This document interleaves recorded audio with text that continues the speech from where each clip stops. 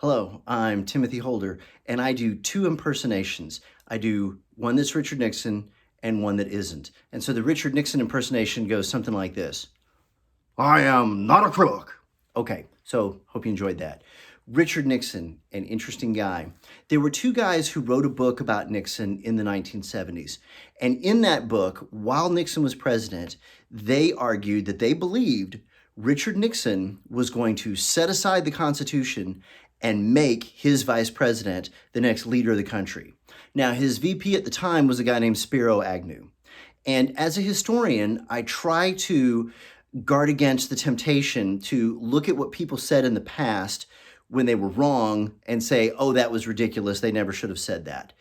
It's really easy to be a Monday morning quarterback, to say after the fact, oh, they should have been smarter than that. So I try to avoid the temptation to do that. And yet in this case, I really can't help it, because that was a pretty implausible theory that these guys had, that Richard Nixon would just throw the Constitution out the window and say, Spiro Agnew is going to be the next leader of the country. It's an unlikely scenario because, for one thing, who would have followed Nixon if he would have said, this is what we're going to do?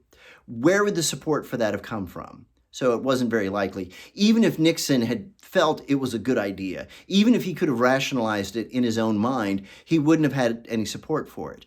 And it begs the question, why would he do this for Spiro Agnew? Nixon didn't even like that guy. I mean, they were only together as president and vice president because it made sense as a political ticket. They balanced each other out well. But it wasn't like they were close personal friends who wanted to work together. So maybe if these guys had accused Nixon of throwing out the Constitution so he could hold on to power, at least the motive would have been a little easier to determine. But it was an unlikely scenario.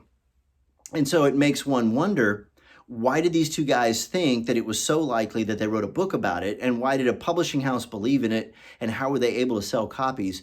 And the thing is, and this is something I've talked about before in these YouTube talks, we people have a temptation to believe negative things about people we don't like, even when there isn't much evidence to support that. Just like we also are tempted to disregard negative stories about somebody who we do like. And we really do this a lot when it comes to politics, and we should guard against it, because ultimately we undermine our own causes. If I jump on the bandwagon for some crazy theory, and then it turns out that the theory isn't true, then people will be less likely to believe me in the future. So it is an aspect of human nature. A lot of us struggle with it, but we really do need to press against this temptation to believe something negative about people we don't like when there isn't any evidence to support it. We could do better than that. We need to do better than that. In fact, what we should be doing is choosing joy. I'm Timothy D. Holder. Bye.